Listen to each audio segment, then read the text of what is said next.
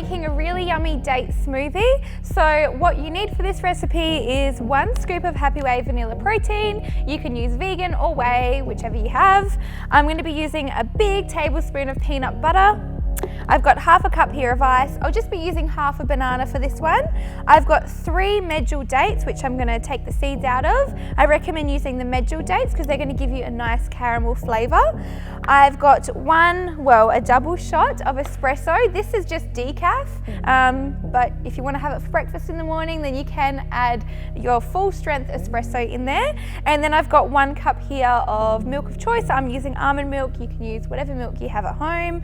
So just like any smoothie, chuck it in your blender, blend it until it's really creamy, and then enjoy.